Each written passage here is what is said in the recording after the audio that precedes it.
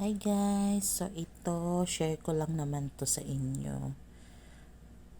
Mefenamic acid. Hindi ko alam kung effective sa mga baby nyo po. Ginagamit ko po to siya sa sa ngipin niya na sumasakit. 6 years old po yung baby ko. So ito, pinainom ko to sa kanya kasi may mga nabubulok na rin siyang ngipin. Tapos sumasakit. Nakikita ko eh. Tapos ayaw niya ipapagalaw sa akin. Kaya binibilhan ko na lang siya ng gamot para maibsan yung sakit.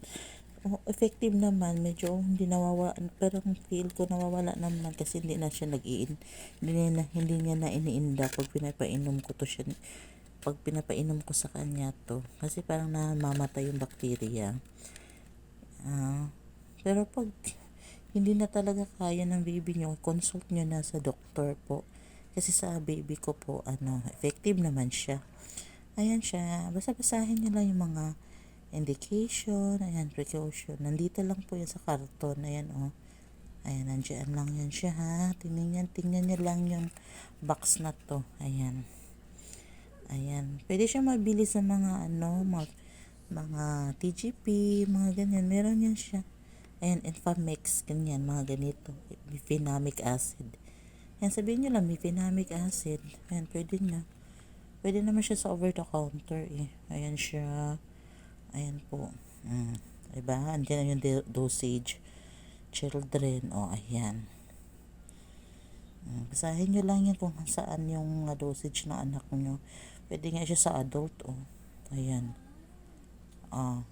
Ayan lang siya ha. Ayan. Sundin nyo yung mga dosage ng mga kiddos nyo. Ayan. Basta pag grabe ng sakit, hindi naman ito pang lang naman to.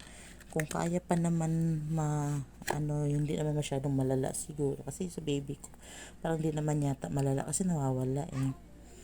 Ayun, share ko lang naman po kasi baka yung ibang mommies dyan na tataranta na sa mga kids niya. Eh, hindi nila alam anong gagawin. So, ito po, pwede po siya, mommies. Ayan.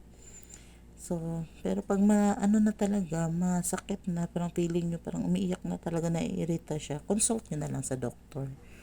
Yun lamang po. Hanggang sa muli. Bye!